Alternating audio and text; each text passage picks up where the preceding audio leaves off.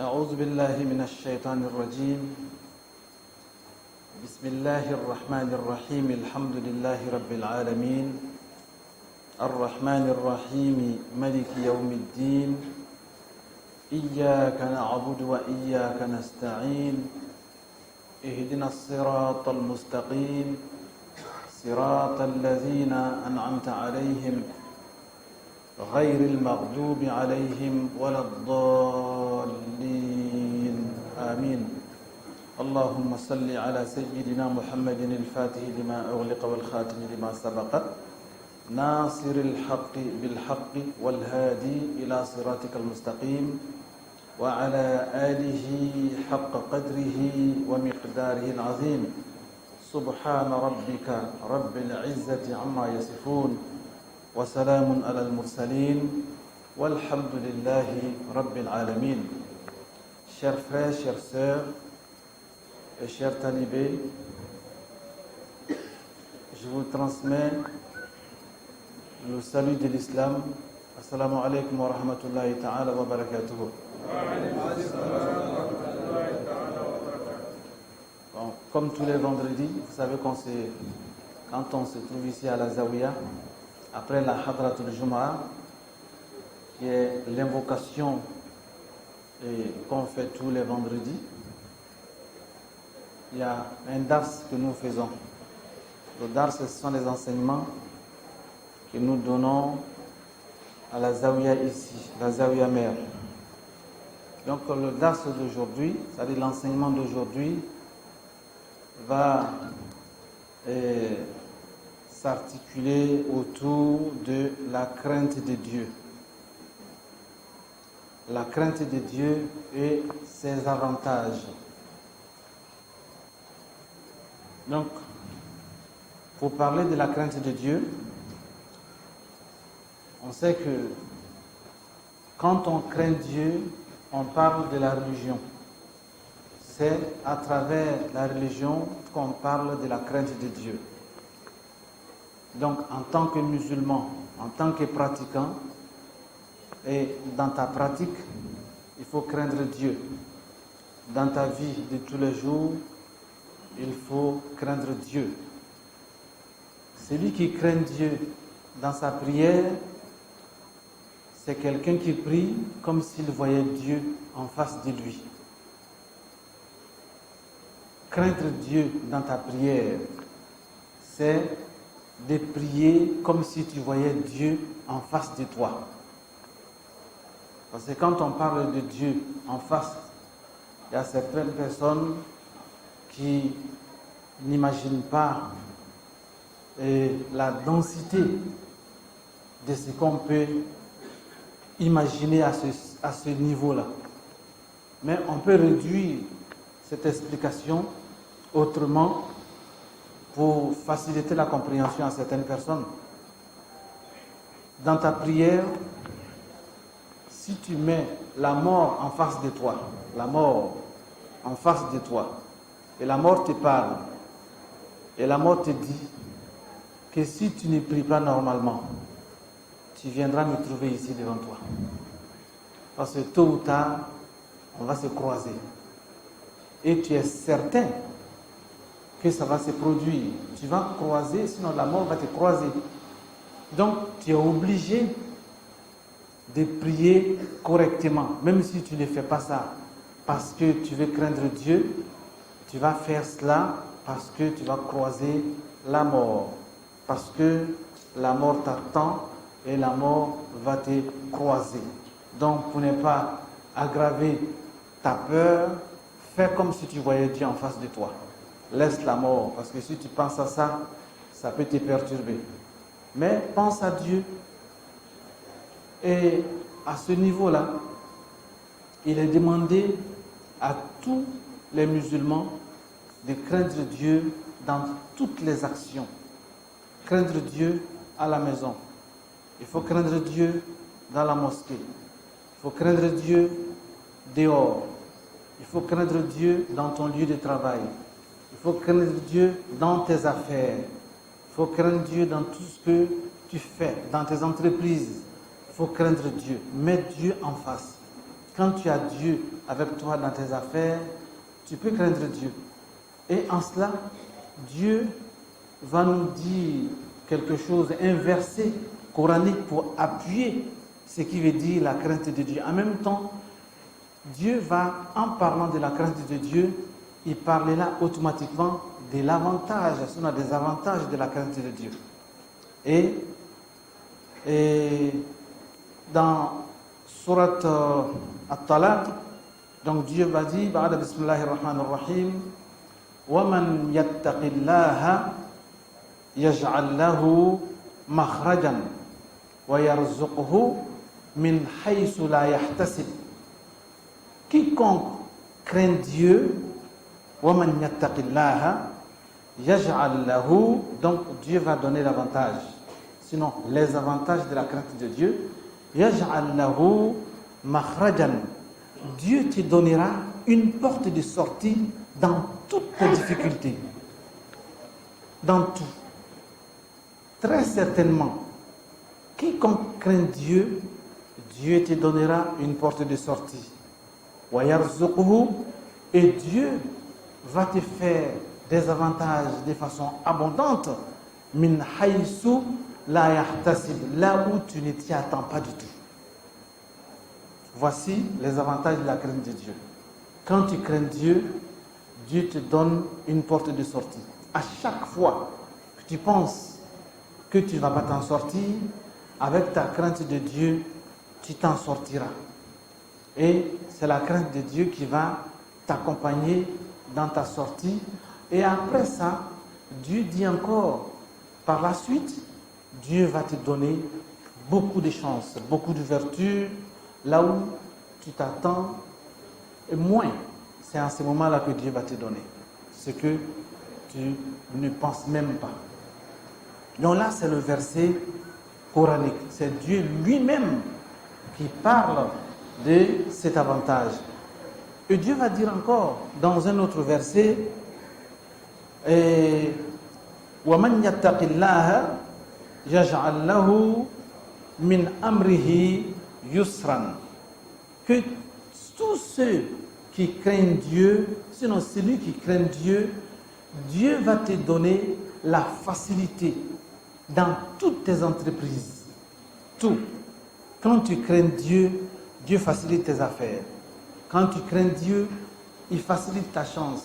Quand tu crains Dieu, il facilite l'ouverture. Quand tu crains Dieu, Dieu il met la facilité dans tout ce que tu fais. Ça, ce sont les avantages de la crainte de Dieu. Parce que quand tu crains Dieu, puisque ce que nous voulons, l'être humain veut avoir la facilité. Dans tout ce que tu entreprends, tu veux avoir la facilité. Donc la clé de cette facilité-là, c'est la crainte de Dieu. Et c'est Dieu lui-même qui dit ça dans le Coran. Donc quand Dieu parle, personne ne peut contredire ce que Dieu dit et personne ne peut dire mieux. Parce que quand Dieu parle, c'est celui qui sait tout. Parce qu'il est le clairvoyant et c'est lui qui est l'omnipotent. Et Dieu va dire encore dans un autre verset, Surat Al-Imran, verset 102, Ittaqullaha haqqa tuqatihi. Et là, c'est très compliqué. Dieu dit, crains Dieu avec la crainte réelle, la vraie crainte, pas la crainte que vous croyez, mais la crainte de Dieu. Ce que Dieu prévoit comme la crainte, c'est ce qu'il vous demande. Ittaqullaha, craignez Dieu, haqqa tuqatihi, avec la vraie crainte que Dieu vous recommande, que Dieu vous demande. Et quand ce verset est descendu, et les compagnons du prophète Mohammed sallallahu alayhi wa sallam sont allés le voir parce qu'ils ont tellement compris ce verset-là, ils ont pris peur. Ils sont allés dire au prophète, mais qui peut craindre Dieu de la vraie crainte que Dieu nous demande? Qui peut faire ça? Parce que craindre Dieu de la vraie crainte, c'est de craindre Dieu quand tu parles, quand tu pries, quand tu fais tes affaires, quand tu es à la maison, quand tu dors, à ton réveil. À chaque fois que tu vas entreprendre quelque chose, il faut entreprendre ces choses-là avec la crainte de Dieu et la vraie crainte, pas pour toi, mais pour Dieu. Quand les compagnons ont posé leur inquiétude par rapport à cela, et ils ont dit au prophète que ça va être très compliqué pour nous. Parce que des fois, la crainte de Dieu nous anime, on se sent bien, mais de temps en temps, on se sent un peu dans une situation qui n'est pas vraiment la crainte de Dieu totale. Mais Dieu nous demande d'être au niveau élevé de la crainte de Dieu à tout moment. Et le prophète sallallahu alayhi wa sallam dit aux compagnons que moi je n'ai pas le choix. Ce que Dieu me demande, c'est ce que je vous transmets. Donc, sauf si Dieu envoie un autre verset pour faciliter cela. Et parce que quand Dieu donne un verset, ça veut dire quoi? Ça veut dire tout simplement que celui qui n'applique pas le verset comme Dieu l'a recommandé, ça veut dire tout simplement que tout ce que tu fais devient automatiquement nul. Et là, c'est très dangereux. Et Dieu a eu pitié des musulmans et il a fait descendre un autre verset pour abroger ce verset-là. Donc Dieu dit Ittaqullaha mastata'atun. Donc craignez Dieu selon vos possibilités. Donc tu crains Dieu tel que tu peux, selon ta possibilité. Même à ce niveau, est-ce que nous craignons Dieu avec la possibilité que Dieu nous a octroyée? C'est difficile. Quand on dit tu crains Dieu avec ta possibilité, en tout cas, tu as beaucoup de possibilités pour craindre Dieu. Parce que Dieu t'a donné beaucoup de possibilités pour craindre Dieu. Mais est-ce que tu mets toutes ces possibilités-là en place dans ta crainte de Dieu? Non. Donc, tu n'as pas craint Dieu et selon ta possibilité. Toi, tu crains Dieu selon ta volonté, mais pas selon ta possibilité. Alors que Dieu te demande, quand il a abrogé le premier verset, la crainte de Dieu de façon totale. Il dit donc, pour faciliter, craignez Dieu selon votre possibilité. Donc, même en cela, la crainte de Dieu est recommandée parce qu'après, d'après Abu Huraira, radiyallahu ta'ala anhu, et que le prophète Mohammed, le messager d'Allah sallallahu alayhi wa sallam, a dit que أكثر ما يلج به الإنسان النار الأجوفان الفم والفرج وأكثر ما يلج به الإنسان الجنة تقوى الله عز وجل وحسن الخلق. Que il y a deux choses qui nous envoient, sinon qui nous met sur le chemin de l'enfer, sur cette terre-là. Deux choses. C'est ce que le prophète Mohammed sallallahu alayhi wa sallam a dit. Deux voies, deux trous, deux choses nous amènent vers le chemin de l'enfer, sinon vers l'enfer. Et ces deux choses-là sont d'abord al-fam, la bouche, la parole. Ça, c'est ce qui sort et ce que tu manges. C'est ça qui t'amène vers l'enfer. Ce que tu dis et ce que tu avales. Ça, c'est un. Et de deux, c'est le sexe. Ce sont ces deux-là qui amènent les gens dans l'enfer. Ta bouche, parce que c'est ce que tu dis et ce que tu avales. Et le sexe, c'est ce que tu fais avec ton sexe. Les deux-là. À part ces deux-là, les autres choses sont faciles. Mais ce sont ces deux-là qui amènent les gens en enfer, que Dieu nous en garde. Et là, le prophète sallallahu alayhi wa sallam a résumé l'acte qui amène le musulman, sinon l'être humain, dans l'enfer. Ce sont ces deux-là.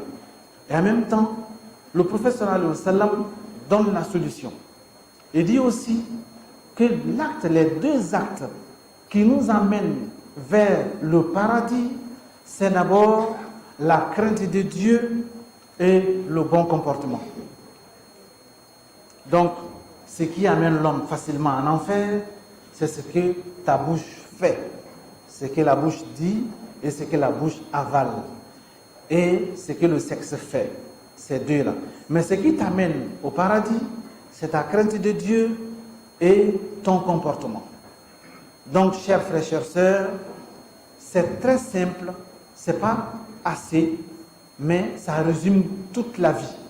Ça résume l'enseignement qui nous amène à comprendre notre destin et à comprendre comment faire pour réussir cette vie d'ici-bas et réussir sinon aller prendre ton salaire dans l'au-delà. Donc, chers frères, chères sœurs, pour craindre Dieu, il y a un grand soufi qui va résumer. Et qu'est-ce qu'il va dire? Et ce soufi dira Tashawwufuka ila ma batana fika min al-uyub. Il dit Khayrun min tashawwufika ila ma hajaba anka min al-uyub. Il dit ce que tu regardes en dehors de toi, dans le ciel. Tu veux que le ciel se fende pour que tu vois le miracle de Dieu. Tu veux voir à travers certaines choses, tu as besoin de la vision dans ton chapelet. Tu veux que Dieu te fasse des miracles, il te fasse des choses extraordinaires. Tu as envie de marcher sur l'eau. Tu as envie d'avoir des choses extraordinaires. Mais ça, ce sont des choses qui sont cachées. Ce sont des choses qui ne sont pas à ta portée pour le moment. Et le soufi te dit qu'il est mieux pour toi, en tant que musulman, en tant qu'homme des chapelets, en tant que talibé, de chercher à découvrir les défauts qui sont cachés en toi, que de chercher à voir les choses extraordinaires dans les cieux, les choses extraordinaires sous la terre. Il est mieux pour toi de chercher, sinon de découvrir, de regarder les défauts qui sont cachés en toi. Parce qu'il y en a tellement. Chacun de nous a des défauts. Et il y en a tellement. Et mais tu oublies ces défauts, c'est le ciel que tu veux regarder. Tu oublies ces défauts, tu veux voir l'ange. Tu oublies ces défauts, c'est le diable que tu veux regarder. Tu oublies ces défauts, c'est le génie que tu veux rencontrer. Tu oublies ces défauts. Et tu veux aller là où les autres ne sont pas partis. Donc, chers frères, chères sœurs, il est mieux pour toi de te découvrir. Parce qu'il y en a tellement. Les défauts, il y en a. Parce que chacun de nous se connaît. Nous, quand on te voit à la Zawiya, quand on te voit à la mosquée, on te respecte. On dit, ah, et là j'ai venu, Adja est venu, ah, vraiment, Adja est bien. Et là j'ai très bien, assalamu alaikum, vraiment, on te respecte. Mais tu sais très bien qui tu es, mieux que quiconque. Donc chacun de nous doit se découvrir. Il est mieux pour toi d'aller chercher à découvrir autre chose. Donc, chers frères, chères sœurs, en se découvrant, on passe automatiquement à la crainte de Dieu. Parce que quand tu te découvres, tu vas oublier les autres. Parce que quand tu commences à faire la médisance, parler des autres, parler des défauts des autres, c'est parce que tu n'as pas découvert, tu n'as pas découvert tes défauts. Si tu découvres tes défauts, tu vas automatiquement oublier les défauts d'autrui et tu vas complètement oublier de vouloir regarder très loin. Il faut être avec toi, découvre-toi, regarde-toi, crains Dieu et avoir un bon comportement, tu iras facilement au paradis. Mais si tu oublies cela, tu ne fais que parler des autres.